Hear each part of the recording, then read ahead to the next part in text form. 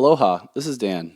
From 2016 to 2017, I tried my hand at putting out video essays about film topics on YouTube. The production of it was more than I could handle at the time, so I shut it down after only several episodes. But now that I'm getting my podcast up and running again, I've reworked the audio from that show into podcast episodes, which I will publish by the dates that the YouTube episodes were originally published or intended to be published. This one was originally from May 1st, 2017. New content is on the way as well.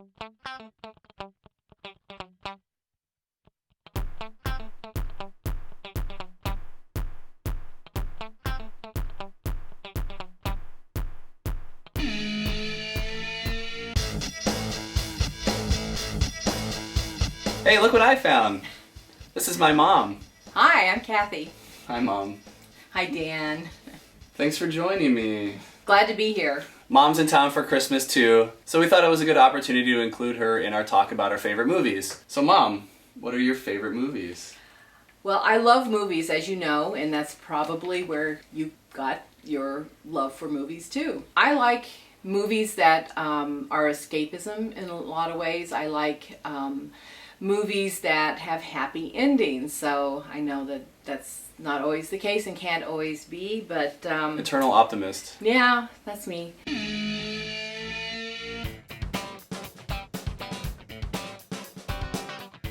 One of my favorite movies is one of the Pixar. I mean, I like all the Pixars, but I especially liked WALL-E, and I think that it's a wonderful study in the resilience of humans, but also that, you know, as bad as things get, there's always hope and always a way to survive and make things good. I love WALL-E as well. One of the movies from when I was a teenager, I just loved, and it really grabbed me for the movies too, was The Sting. And, you know, two of the best actors ever, and it's one of those perfect movies that has the action, a little bit of romance, a little bit of, you know, comedy, and just a fun movie. I love it, that one.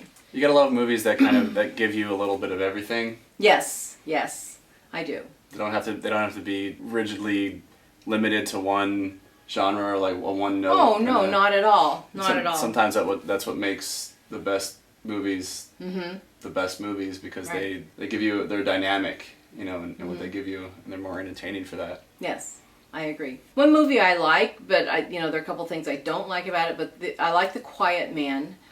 John Wayne's not my favorite actor. That's one of his best roles, I think, that he ever did, and I love Maureen O'Hara. She's just is a real role model, I think. The one thing I don't like about the movies, and also the one that McClintock is, he's very aggressive with women, and that bothers me. I know it's a period thing that, you know, it was, I don't want to say more acceptable, but, you know, yeah. But if you can get past that part, then I love the movie. It's just, and I love Ireland too, so that's I love to visit Ireland through the movie. It's fun. One thing that Dave and I were talking about was that our favorite movies, and all movies, all creations of humans are flawed, and that's okay. Yeah. Sometimes it's the flaws that make them more perfect, because if they were too perfect, then they would be, you know, robotic and not authentic, you know. True. And and sometimes you have to take things, just like with people, take them flaws and all, and you love it even more for that, as opposed to it, if it was perfect, then you wouldn't be able to relate to it. Right. Exactly. I like movies that are based on books often, and sometimes I'll see the movie and that will inspire me to read the books. And one of those was Captain Blood, and I just, you know, the whole action, you know, He-Man movie, you know, too, but with a very strong female counterpart. So Olivia de Havilland with Errol Flynn. Errol Flynn, thank you. Yeah, I really enjoy those. Another one that it kind of, you know, takes me back to my childhood a little bit, and my sister and I were recently talking about this one, is called I Remember Mama. Just a story about Norwegian immigrants in San Francisco and their struggles. Again, you know, the mama is the very strong woman, and holds everybody together. And again, it's just one of those, you know, no huge drama, but just the little things in life that just make you happy, and that you have to live through. I love that one. Another one that had Maureen O'Hara, and don't laugh at me, but it's the original Parent Trap. I know you love that. I love that movie, and again, I think it's just that going through, like you said, people are flawed, and again, Brian Keith, Maureen O'Hara, wonderful pair, and just fun time, but with a nice happy ending. And I'm not saying it's a perfect acted movie or the perfectly, but it's just a fun thing. I like it. I like the Philadelphia Story, so I like Katharine Hepburn a lot. She's fun. Cary Grant, yeah. So it's Jimmy Stewart. How can you go wrong in a movie with those three? But it's another one. It's a little bit of a period piece, and you just, as a girl, you get to watch, Katharine Hepburn wear gorgeous clothes, and it's a fun thing. I like those. And the kind of kitschy ones, I like Buckaroo Banzai. Again, it's just a lot of fun, little sayings that we use in our family, movie quotes. Remember, no matter where you go, there you are. I just got Dan a t-shirt that says, I speak fluent movie quote. Again, it's just a fun time. It has some action and silly things, and you have to kind of get the jokes, the in jokes and things. So it's fun. Signed, sealed, and delivered, and all that. Too bad they never made the sequel. I know. They ended it just promising you more, and then you didn't get it. That was kind of sad. Though I heard that there was going to be because nostalgia is the driving force right now, other than comic books, behind modern media output, and I heard that there was going to be, at least they were kicking around the idea of doing a Buckaroo Banzai television show. I don't know how that would pan out, but you'd have to have the right writing and the right time, the actors with the timing. Look at the actors that were in that. Oh my gosh. It's just who knew that almost every one of them was going to go on and be a famous lead, in their own. That's pretty amazing. Another one that had Katharine Hepburn that I really liked was Guess Who's Coming to Dinner, and another one that came from a play. The dynamics of it and the relationships with everybody, every character with another, it was just is explored, and I just really liked that movie too. Again, one of them I go back to and watch. And then another one of my favorites is The Gods Must Be Crazy. And part of it was just seeing it for the first time, and it was just so different back in the olden days, when I saw it. It was new and fun. But it's another one of those that's just, the sweetness in the movie, and it just gives you some hope for mankind. You watch it, and you hope that people can watch it and relate. And well, I'll say growing up with you guys, you and Dad watching movies like that, was movies like Oz Must Be Crazy do a great job of transporting you to a place, and making you feel like you're there and you're experiencing that place. Because it wasn't over polished and it was low budget, it really felt like you were, it was real. Yes. Especially as a kid. I can still watch it too and feel that pull to a more exotic location, and they pulled it off really well. Well, the location, but I think it forces you to look at things through other people's eyes too, and I think that really it's something that's needed today. There are a lot of blockbusters that I love and I love to watch, but sometimes you just like those little quiet, sweet movies. They feel more personal. Yeah, exactly. Like I said, there are many movies that I love and adore, and I love watching them with family too, because that was a lot of your growing up is the movies, discussions that they generated, and that's how it was growing up in our household too. Was a lot of not just passive movie watching, but a lot of active, analytical. Yeah. That was the way that we bonded as a family growing up. A lot of times was either watching movies. I remember in Buffalo, you guys would get, or maybe it was Maryland, but I think it was Buffalo. I have vivid memories of getting like spiced steamed shrimp and watching like a Star Trek or Star Wars movie. I think that Sorry, is Star Maryland. Trek. Or Yeah. Dave was correcting me yesterday the whole time. And picking apart shrimp for a couple hours while we were watching one of those. And then going out to movies a lot of times.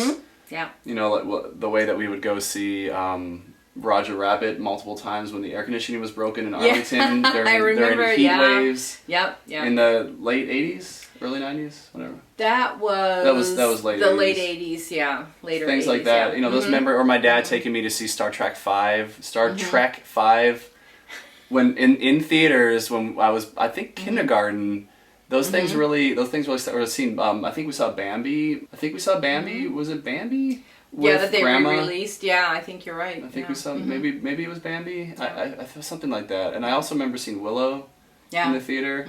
But it wasn't just seeing those movies, but how much they kind of impacted our life. Or Ninja Turtles was a big one. That was it was such a big controversial movie because of how violent it was and how it was inspiring kids to want to fight, and that inspired us to explore martial arts as kids. Exactly. And then that inspired me to martial arts. Mom is a black belt in Kempo Karate, which all started with Ninja Turtles and the boys getting into trouble on the bus. Yeah, and or I don't. You didn't get into trouble, but there was news some stories that we were hearing people fighting. Fighting on the bus and trying the Ninja Turtle moves, and so we thought we'd just explore.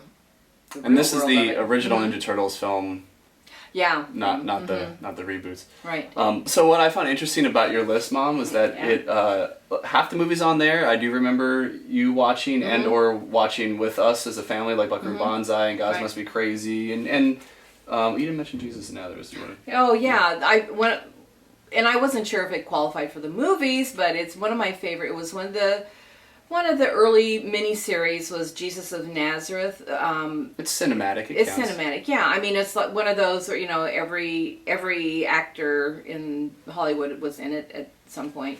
But it was Zeffirelli's that did the Romeo and Juliet, and it's very pageant-like. The pageantry is wonderful, but I think it just really tells the story of Jesus, and to me. It's one of my, for Christmas and Easter stories. It really takes you through the experience of it, and I love it. It's one of those, I'll always watch. But there were a few on your list that I don't ever remember you watching, so I just found this kind of interesting surprises, like The Quiet Man. I don't think I knew about that movie until I was an adult. That you mentioned it later, and I remember you guys. So, but I think some of it was because we didn't own copies of them, that you would watch them. Could be. You would watch them sporadically. Well, and some of them, like The Quiet Man, but like I remember Mama is, the first time I saw that was as a teenager when, they would have the old movies on Saturday afternoons. You had the cartoons in the morning, and they'd have the old movies on in the afternoon. So a lot of them, those, I saw for the first time, and a lot of them weren't released, out on when they did the VCR tapes, when you go to Blockbuster and get, 5 tapes, and take them out. But, it's just that I think more recently they've been released on DVD, and so that you can watch them at will. So it used to be we couldn't, before in the olden days, you had to wait for them to come on television, the old ones. I remember you saying that about Wizard of Oz when you were a kid, right? It would come on once a year, and you would always crowd around. Yeah, in high school we had Wizard of Oz parties, and we would, recite the words along, so kind of like Rocky Horror Picture Show, how people would but that's, a lot of that started with Wizard of Oz. We'd have parties in high school and sing the songs and say the words. And if you can imagine a time before DVDs and streaming and and all that, having everything available at your fingertips, you had to wait once a year to watch your favorite movies. Right. Wow. Yeah. I want to ask you one more thing. Sure. It's not on your list, but we had a brief conversation yesterday about Star Wars, and I was just curious. So just to clarify, you saw Star Wars on opening night. Yes. The original Star Wars, which was then not A New Hope, it was just Star Wars.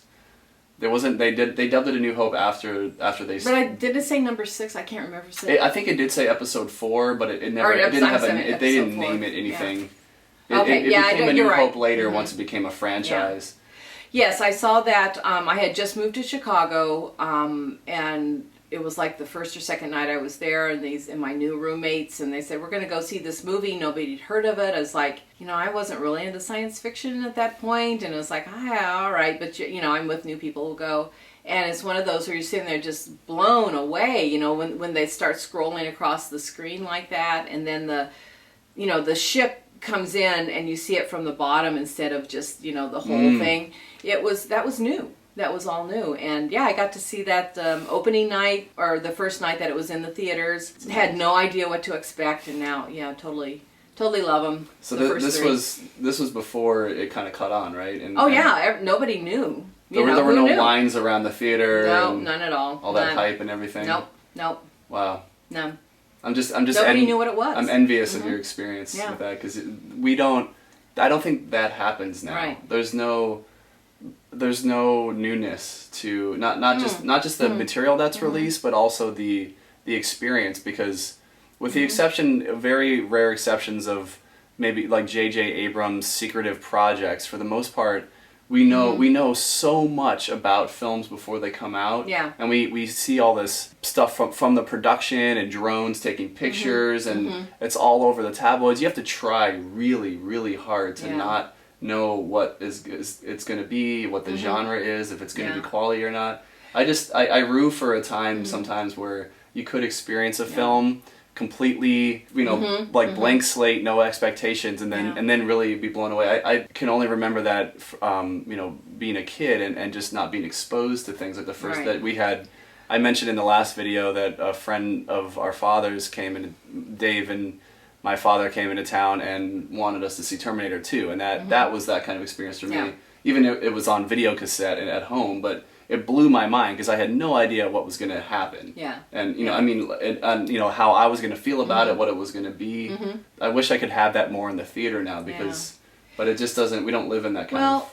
I think that we never mentioned Lord of the Rings, which we all loved.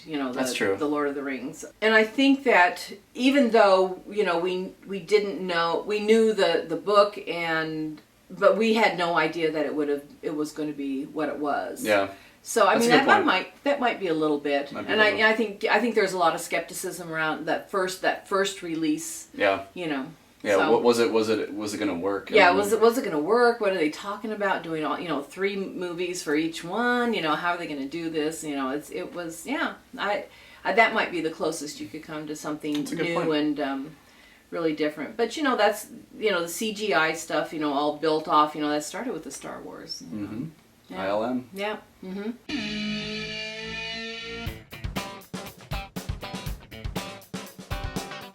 Thank you, Mom, for taking the time to tell us about your favorite movies.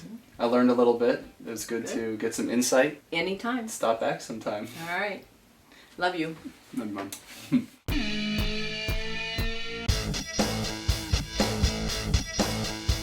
Be sure to visit breathingunderwater.us. Follow me on Instagram at breathingunderwater1 and drop me a line at breathingunderwater1@gmail.com. Please note that I do not claim any ownership of any media presented in this podcast, which is only used for promotional purposes unless otherwise noted. And all views and opinions are those of the person expressing them and do not represent any other entities discussed in this podcast.